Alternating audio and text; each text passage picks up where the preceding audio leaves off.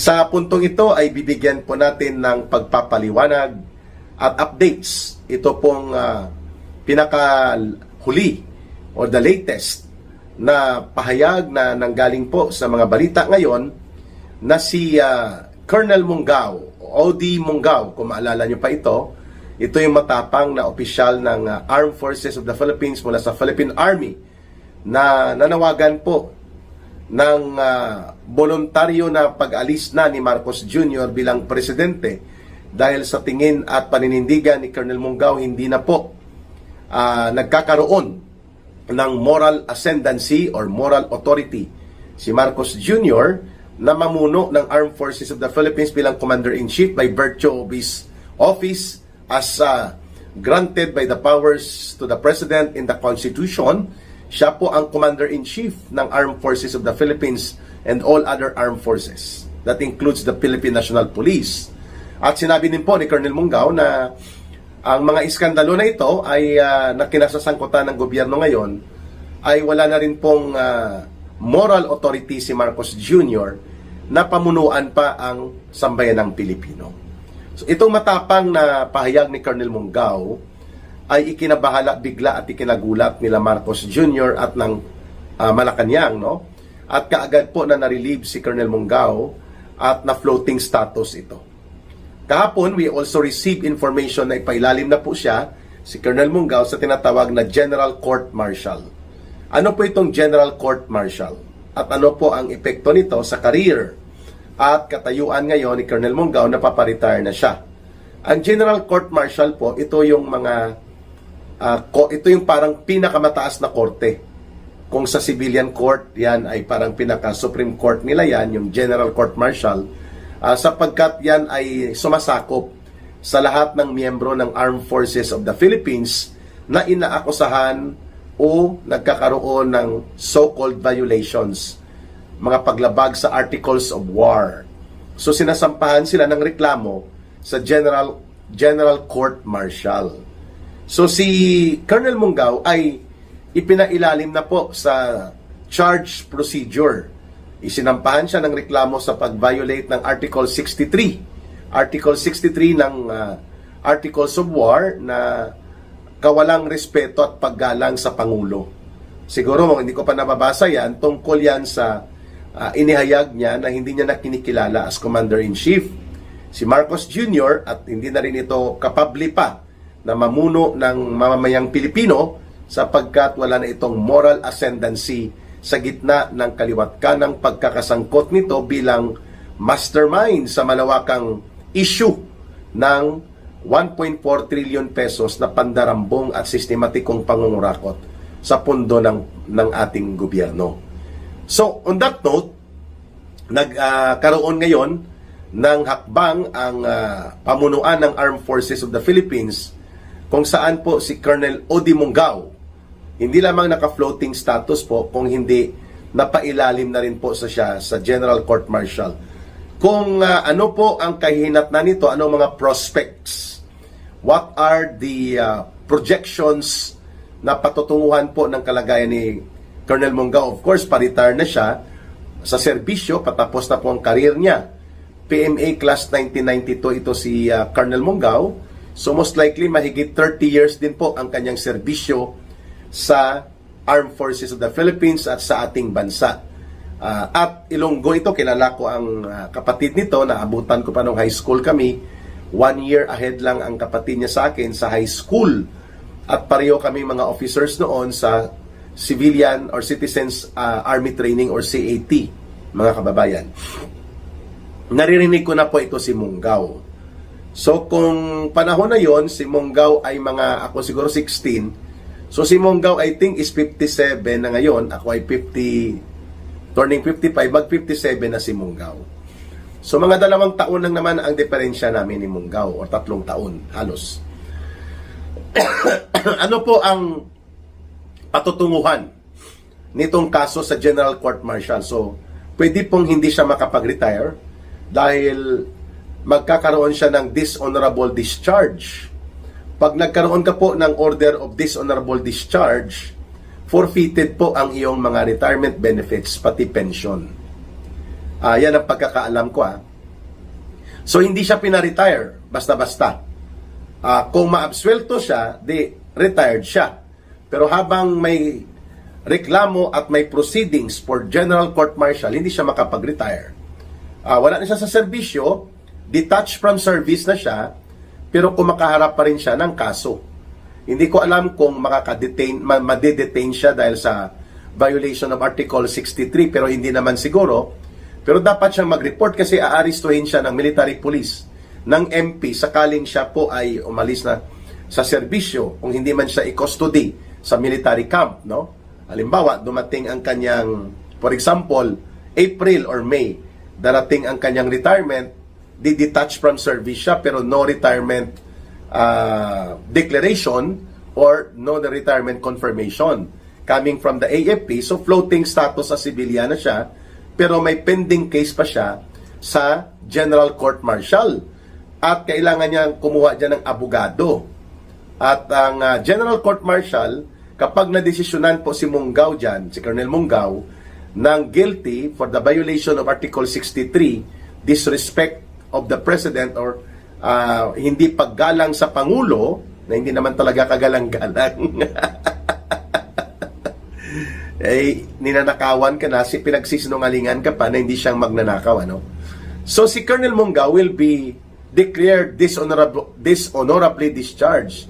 Magkakaroon siya ng dishonorable discharge from the AFP. So yung mahigit 30 years na serbisyo niya, wala na yon, baliwala na yon, forfeited ang lahat ng benefits, forfeited na rin po ang kanyang pension. At malamang baka bigyan lang siya ng separation pay, baka pati yan wala na. Hindi ako familiar sa mga penalties and punishments na pwedeng makaakibat sa mga violations sa Articles of War. Pero ang sigurado ako, pag na-convict siya sa Articles of War na ito, na Article 63, ay magkakaroon siya ng tatak na dishonorable discharge on his record.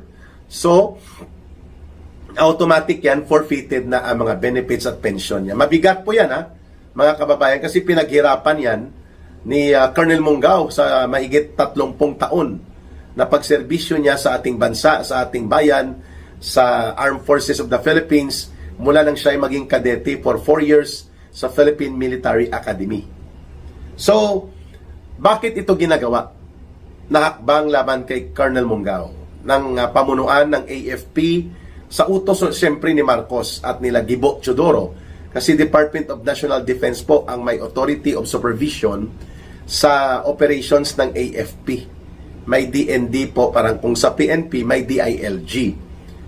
Ang unang layunin po kung bakit ipinapalaganap itong impormasyon that Colonel Munggaw is now being subjected to the proceedings of General Court Martial ay para takutin ang sinumang opisyal ng AFP at mga sundalo, mga personnel ng AFP, na huwag gumawa ng anumang political statement o sumama sa anumang mga pagkilos na pwedeng mag-interpret ng kawalang respeto sa Pangulo bilang Commander-in-Chief, including ang withdrawal of support from the Commander-in-Chief. So this is a warning signal na huwag niyong gawin ang ginawa ni Colonel Munggaw dahil ipapailalim kayo sa General Court Martial. So instead na bigyan po ng konsiderasyon ang serbisyo ni Colonel Munggaw at pagsasakripisyo, mawawalan po siya ng anumang benepisyo at mga pensyon dahil sa paghahayag ng kanyang saloobin. Kasi mukhang hindi pinapayagan ang free speech and freedom of expression sa loob ng organisasyon ng Armed Forces of the Philippines. Lalo na kung ito ay may kabuluhan at implikasyon sa kung ano ang status ng namumuno sa gobyerno natin. Kailangan tahimik, silent at walang pakialam ang AFP. O kimkimin mo sa saloobin mo ang personal mong mga pananaw. Yan ang gustong mensahe na ito na ipaabot ng AFP kung bakit kailangan maibunyag na si Colonel Munggaw ay sumailalim na sa General Court Martial. Pangalawa, hindi lamang para takutin kundi para durugin ang anumang attempt o anumang balak na magkaroon ng mga pagkilos sa hanay ng mga sundalo ng ating Armed Forces of the Philippines na may layunin na sila ay mahikayat na sumama at magdeklara sa hanay ng mamamayan ng kanilang withdrawal of support from the Commander-in-Chief. Yan ang ibig sabihin po, dudurugin ang anumang attempt at yan ay ipapailalim sa court-martial proceedings. At ang pangatlo po ay pakita na ang AFP ay sip-sip pa rin kay Marcos. At kay Romualdez kahit na sila na ang itinuturo na punong salaring kriminal at mastermind sa mata at pag-unawa, damdamin at pag-unawa ng mamamayang Pilipino. Sino bang pumipirma ng mga budget na pinagnanakaw, nagpapalabas ng pondo? Di po ba si Marcos? Yun pa lang ay sasabihin na natin na wala siyang kinalaman. Itinuturo nga siya ng lahat ng mga sirkumstansya, pagkakataon, pagdudugtong ng mga testimonya, at latest, pati ang kanyang bagman runner ay nag-execute na ng affidavit, itong tinatawag na si Little Boy, si Adrian Bersamin, upang isiwalat ang conversation nila ni Marcos, mga pag-uutos ni Marcos, hinggil sa mga pagtago, pagkimkim, at pagsalo ng mga kutong at mga pinagnakawan na partida mula kina Saldico at kina Yusek Bernardo. O, di po ba? So sabi ng AFP, huwag kayo makialam. Di natin yan pwedeng pakialaman. Ganon po ang ibig sabihin nito kung bakit ipinailalim sa court-martial proceedings si Colonel Mungao. Huwag makialam, huwag makisawsaw, kahit pa na inaabuso, nilalapastangan na ang taong bayan at kinukulimbat at dinodurubo na ang pundo ng pamahalaan. Hayaan nyo lang yan. Yan pong ibig sabihin ng mensahe ng AFP na maging pipi, bulag at bingi ang Armed Forces of the Philippines sa lantaran at iskandaluso na pagnanakaw sa kabanang bayan na pinapangunahan ng kanilang Commander-in-Chief na si Marcos at ang pinsan niya na si Romualdez. Basta hindi lang tayo makialam at tuloy-tuloy lang ang sweldo natin. Di bali nang hindi tayo mapakinggan sa boses natin. Ganon. So robot, nagiging robotics ang pag-iisip ng mga sundalo dahil kahit pala mali ang gagawin ng presidente dahil siyang Commander-in-Chief, okay lang yon. Huwag makialam dahil kung makikialam kayo, ay i-court-martial kayo. Pwede ba yon na gawing robotics ang mga sundalo? Tao po sila.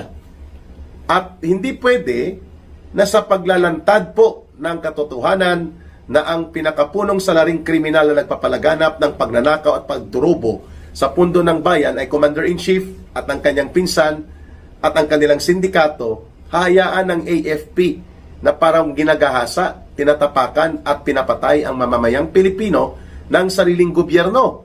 Ano nang nakalagay sa konstitusyon na Article 2, Section 3 ng ating saligang batas, that the Armed Forces of the Philippines shall be the protector of the state and the people.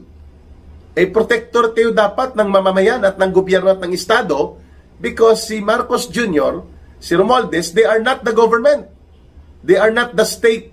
They are officials of the government that should serve the government in the interest of the state and the people. Ang pagnanakaw ba interest ng taong bayan? Ang pagnanakaw ba nila ay interest ng mamamayan? Hindi So walang mali sa sinabi ni Colonel Mungao. Dapat nirespeto ito at siguro ang kinatatakutan nila na ma-agitate ni Colonel Mungao ang iba pang officers ng AFP at ang iba pang mga sundalo na sumama sa panawagan ng pag-withdraw ng support mula kay Marcos Jr. Yan ang dahilan kung bakit ito po ang naging hakbang ng AFP na pailalim si Colonel Mungao sa General Court Martial. Pero sa tingin nyo ba, mawawala ang mensahe ng panawagan na yun ni Colonel Mungao kung saan sinabi niya, with all the scandals and with all these very serious crime imputations against the President, his being Commander-in-Chief is now a status where he has lost all moral authority and moral ascendancy, including ang pamumuno niya bilang presidente ng ating bansa. Sa tingin nyo, mabubura nyo ang ganong uri ng pagbubunyag na ginawa ni Colonel Monggao just because you are subjecting him right now for general court martial? Hindi. Mas lalo nyo pang binigyan ng interes ang mga sundalo na balikan bakit ginanon si Colonel Monggao. Dapat pala pag sundalo ka, robot ka. Pag sundalo ka pala, dapat hindi ka nag-iisip. Ganon po ba yon?